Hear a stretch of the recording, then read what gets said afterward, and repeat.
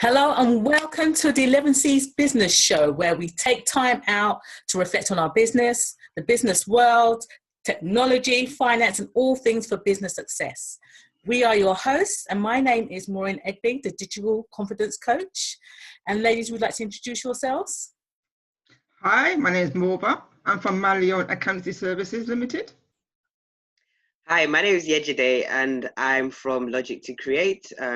We provide WordPress security specialisms. Okay, so let's just get this started.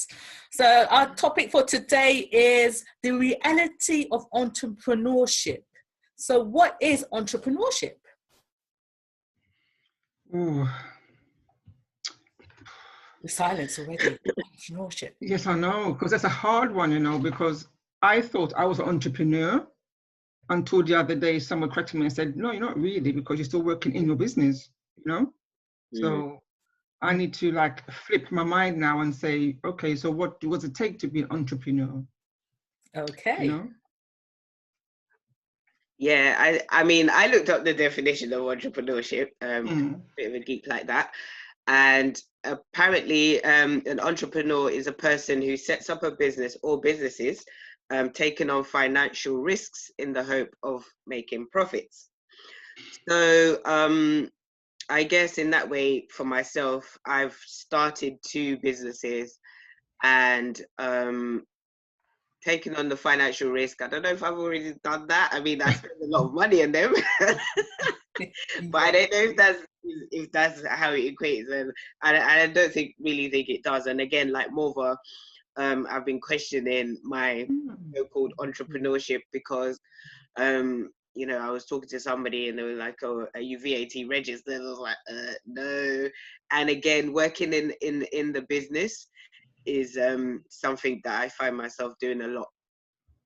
Okay. I mean, that definition that you just gave, Yej, it's like, yes, I hear that, but I think it's more to it than that definition. Are you with me? Yeah. As you just explained, Well, It's that's the not just definition I came across as well in the English dictionary. And I thought, Wow. that is just too simple. So it's like, yes, it is. In fact, if I go and, do an exchange with someone, I'm going to sell them something. I'm going to sell you my sweetie. You give me money. And I'm an entrepreneur. Exactly. Or should I set up a business just to as you say, sell a sweetie. What is that? Am I Alan Sugar? Not yet, maybe. Exactly.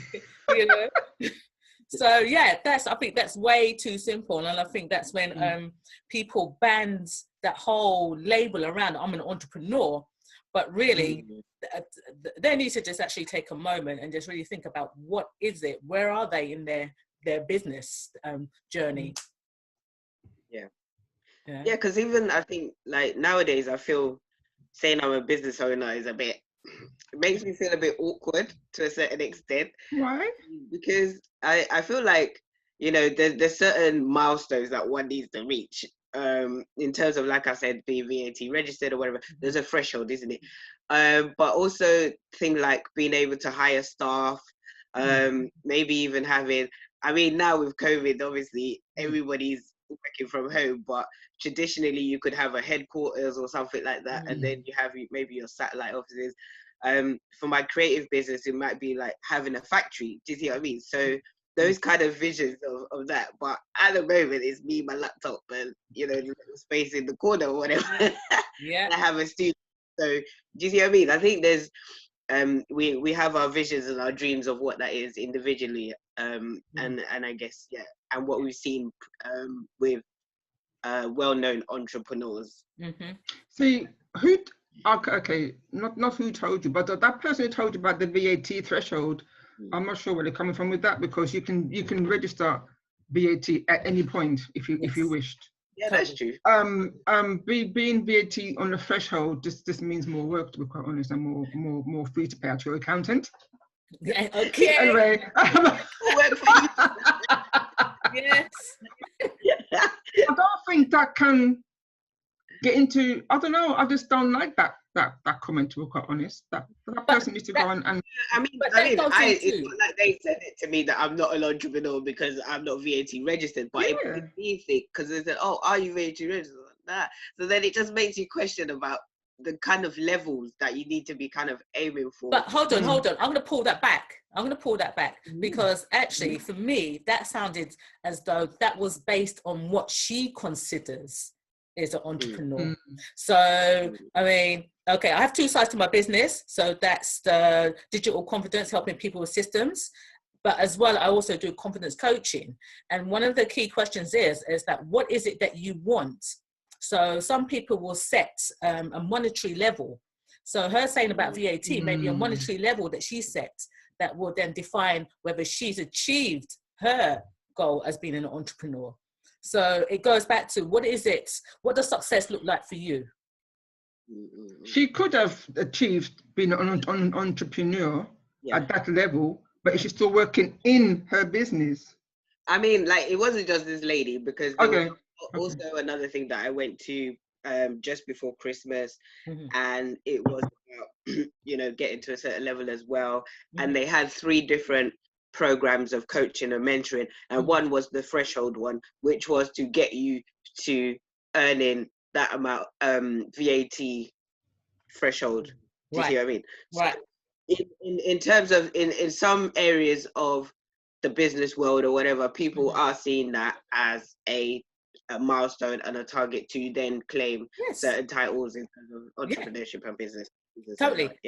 For me, that sounds like a great motivation, as in getting your business to certain milestones, And it reminds me of, again, something that I've used within my coaching is the Robert Kiyosaki 4 quadrants, where he points out the stepping stones of getting to the point to understand where you are in your business. So like the first one is the employee, second one speaks for himself, where you're working for somebody else and getting paid, you have a job. And the next one is self-employed, and I love this. He labeled it as you own a job, so in terms of because and when I heard this, I had to laugh, because it's like, not only do you own a job, it's even worse than being an employee as such, because now you've got to do all the paperwork for your job. You manage. Admin is hard, man, trust. The employer.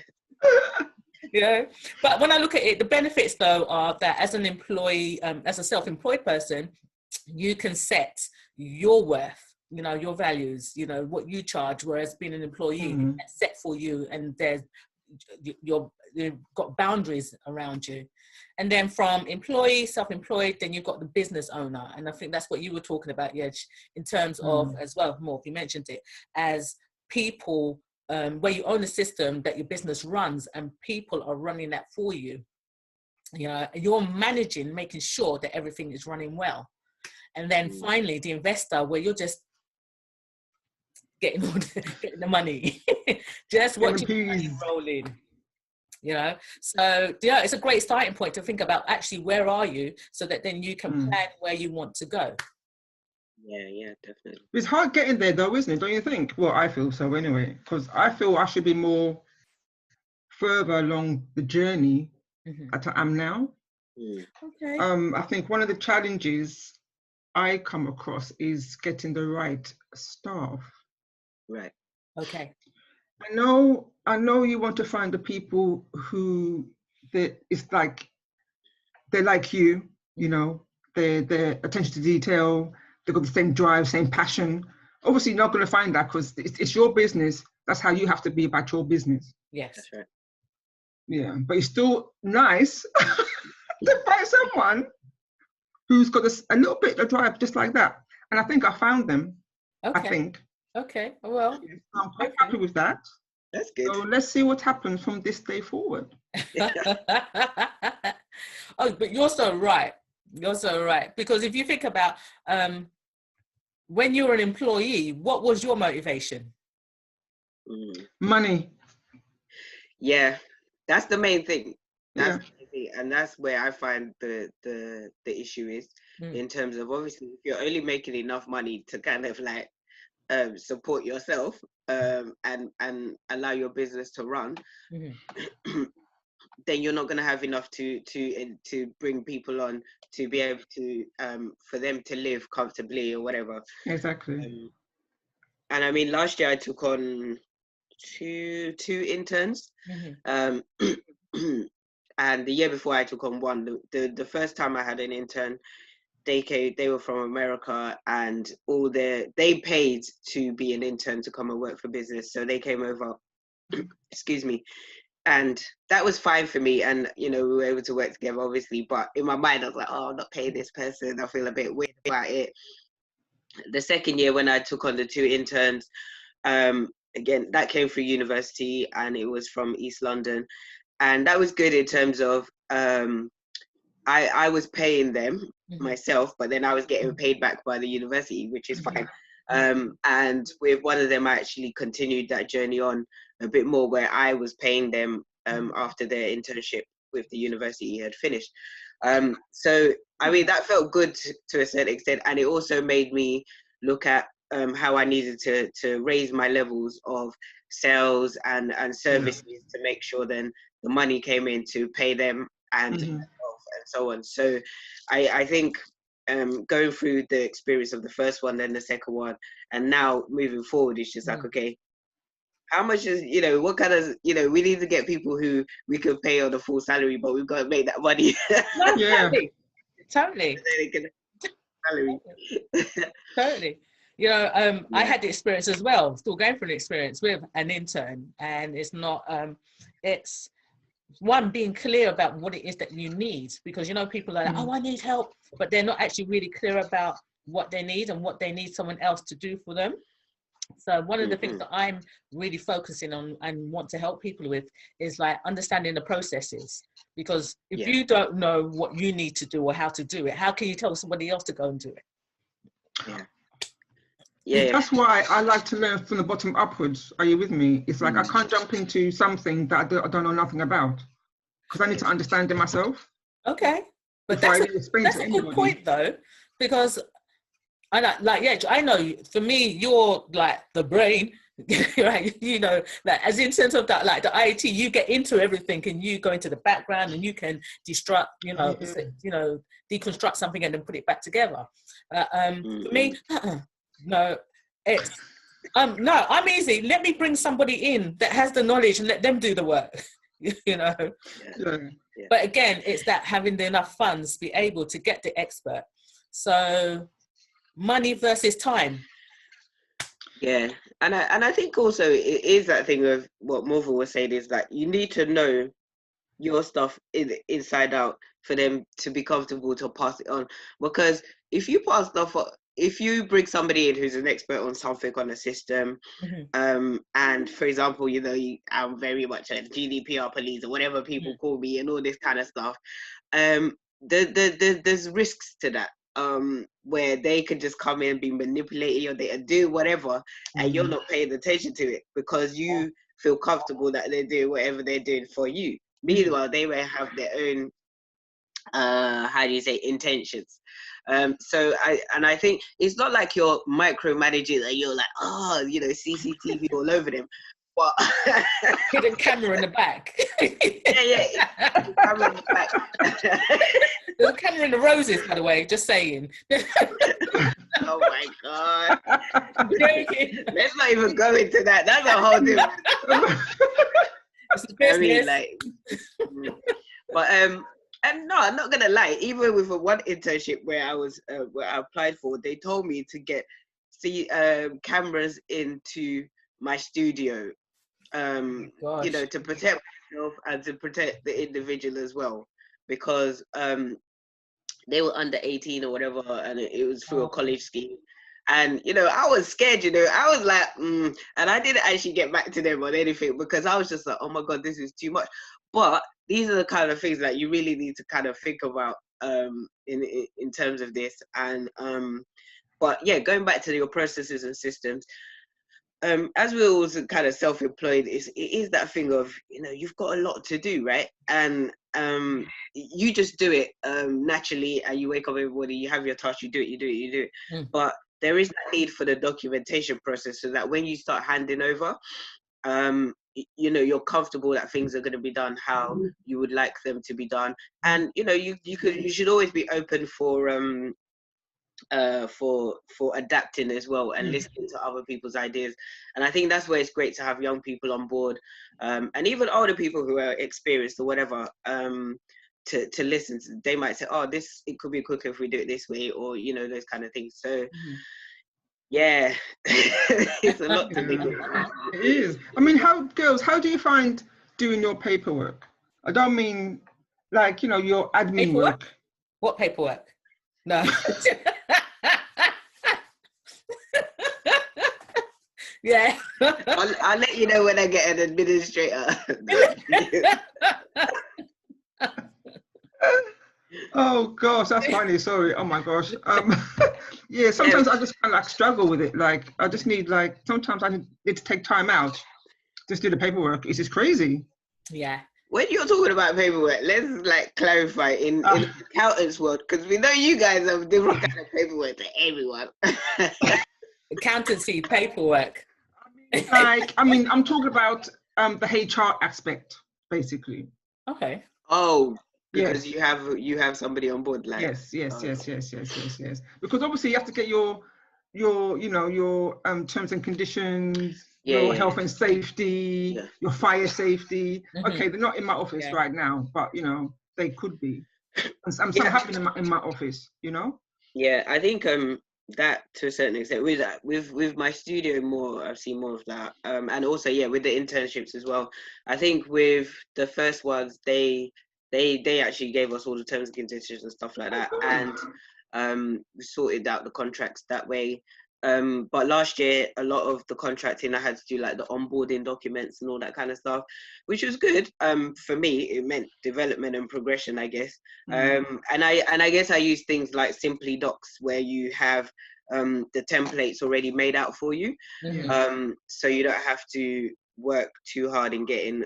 You know, you have a template ready there that then you can adapt and you can be using. So that was, you know, required a bit of investment, obviously buying the subscription. So I think that really helped, actually. So it always sounds like the key thing is research. You know, research for the things that you actually really need.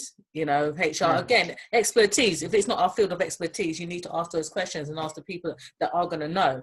And you mentioned Simply Docs. I love Simply Docs. I do. I think it's got so much information that I would never think of.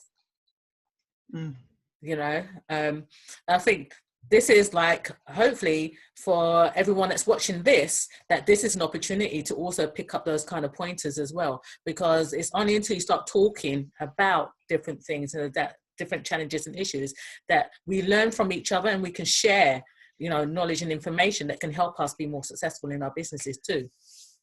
Yeah, definitely.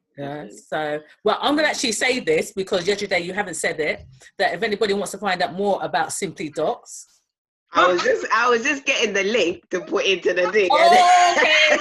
Okay. I'm multitasking there. Listen, I'm using my entrepreneurship there. I think I need my, you know. Don't worry, you'll get your referral fee later. But let me at least drop the link first, though. Hey. So while yesterday's doing that, Simply Docs is a great subscription, a great place where you can get lots of documentation that's going to support you for the success of your business, and making sure that you keep in line with know what you need to know to do certain things, but also be compliant. And especially GDPR. Yes, GDPR, being compliant.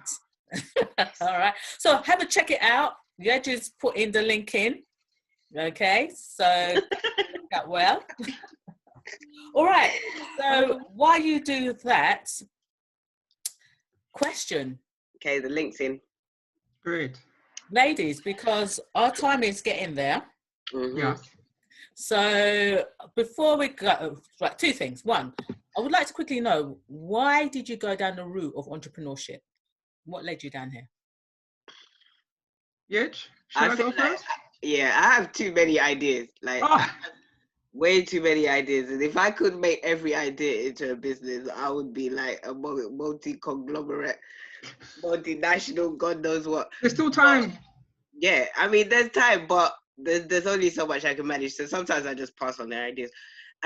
Secondly, after being made redundant in 2011, and prior to that, I'd only really worked 7 years full time, and I didn't like it. Not gonna lie, I didn't like the restrictions within it. So I'm a good worker. I'm a very hard worker, but I don't think I'm a good employee.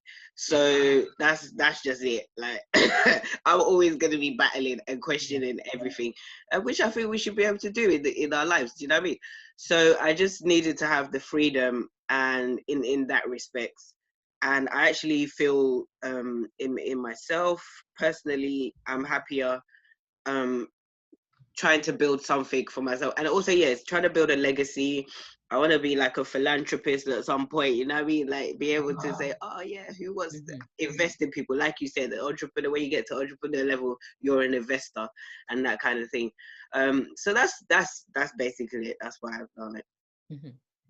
Okay. Well, for me, I was in the housing association for like 16 years until they kicked me out in 2012.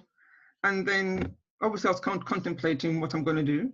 And my friend Tracy said, why don't you just do your own business? You're qualified. You got 2 sets of qualifications. Branch out by yourself. Yeah. And so I did. Yay! And you're a rather great and brilliant accountant. Oh, thanks. So, Thanks. I'll pay you later. See, that's how it all works, everybody. Yeah. I would just like to say, Mum was such a great accountant that when you want to plan a party, she will ask you what the budget is first. That's the first question, and then afterwards she'll bake cake for you. That's her side. There you go. Good. Well, I was like, oh, let's do a party. And she's like, what's the budget? I was like, wait, what? That's Not it. even, what's the set list? How many people have got? What's the budget? So, no, but that was good for me anyway. Like, you know what I mean? Budgets are very important. I mean, I'm sure we're going to do it. Oh, yes. Definitely. More for taking the help. Yeah. But yeah, Maureen, same question to you. Like, why did you go into it? Do you know what? I mean, it's a long story, but short. I'm going to write my book now. So like Morv, I was working for the local authority, and I'd always, had the idea of always wanting to have my own business, and but I was comfortable in the job. 23 years sitting down, getting paid monthly, and then I think I hit my 23rd year, and it hit me that I still had at least another 20 years of employment before retirement. And I'm like, I can't do this for another 20 years. My life is more than this. And then I was forced out, like Morva, I was made redundant. So the universe said, hey, listen, you need to get out. So, I was made redundant, and that was like, this is the opportunity. This is the time to actually start living the life that I want and take the skills that I got. So here I am, digital confidence trainer, coach. Good, that's good. Yeah, really good. So, like, we're at a certain stage right now, and we want to be at a next stage. We want to get through all these different quadrants and be where we want to be. We want to have like entrepreneur hanging over us, like, yay. Investor, man. Yeah. That's it. Can I just say before, just hold your thought. Not everybody wants to get to an investor. So let's be clear. Some people are happy being employees, self-employed, business owners, investors. Whatever your quadrant is your quadrant. So hey. Yeah, and I guess like the theme is about entrepreneurship. So, it's for those of us who do want to get to the fourth quadrant. Like, what do you think are like what challenge have you has stuck in your mind the most, and what kind of triumphant moment have you had so far? Like, what have your experiences been, good and bad? Wow. I think, especially, well, both coach and trainer. First of all, is that when I first started out in my business, I thought my idea was the business. You know, everybody was going to come running and flocking. It's like, how could how could they resist this thing that I've got to offer? And no one came. You know, because it was all about what I thought people needed. And I think that was the biggest lesson that I had to learn, in the sense of that actually understanding what the people that I wanted to serve, what their needs were, and then how could I help them achieve what it is that they needed, rather than me saying, this is what you want, because most people weren't there. You know, so I think that was the biggest acknowledgement, to know that you need to really understand what it is that people need, rather than what it is that you think they need. Yeah, that's true. Yeah, I've learned that as well. I think for me, what I've learned is when I onboard a client, I always have like a quick meeting with them to get to know them, you know, see what their background is, see why they come on, why do they want my services, you know, that kind of thing. And in the beginning, I used to pick up everybody, just take on anybody. And sometimes it didn't really gel. So from the point where I realized, you know what, I need to sit back, think about what I want from my business, and try and get those kind of clients. Are you with me? Like, although I do get on with all my clients, don't get me wrong, but it's like, I think I want to go into a particular niche now, not just have you know, a big conglomerate, as you said, of you know, clients. Yeah, it's hard to explain, but it's like I just need to understand what kind of clients I want to go in the future, basically. Right. Yeah. Yeah. You don't have to say yes to everybody. Exactly. Yeah. Exactly. I think that's where and we have to wrap up very quickly, but I think that's where I found challenges in trying to be everything for everyone. And I think I found that in my first business that I started, which was a virtual assistant business, and I feel like that was actually a really great business. I made quite a good profit on that, and mainly because in 2012 it was still a bit of a novelty in the UK, so it was really quite easy to network and engage with people because they didn't know what it was, and you know, it was great. But being the kind of person that I am, and from a couple of my clients who were just like, yeah, and because of their needs as well, they needed me to be in person kind of assistant as opposed to a virtual one. So I was spending more time with them, and you know, and then the more I got to know them and whatever, my services kind of changed in terms of helping them build this and build that. So I think a lot of them are like, oh, I'm a bit confused in terms of how you're marketing yourself and how you're projecting yourself. So I had to revisit all of that, and that's where Logic to Create came out of it. And then also I've got YA Creates, and I think trying to do too many things at once without having established a proper formula for the first one that you can translate into any business. And that's what one of my mentors told me, that once you get it right in one business, then you can put it into anything else. So I think I was trying to do everything at once and then strip it back and then gain it, strip it back and forth. But now I've kind of like, understood what I need to do, and who for as well.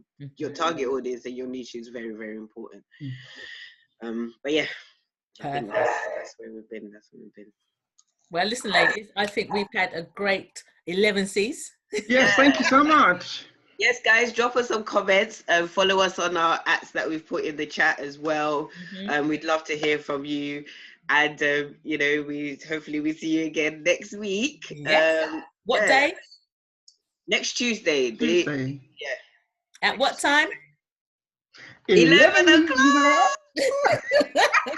That's the 1-1. Okay, guys, that has been brilliant. Again, as we said, keep in contact and look out for us. Yeah, take care. Take Bye. care. Bye.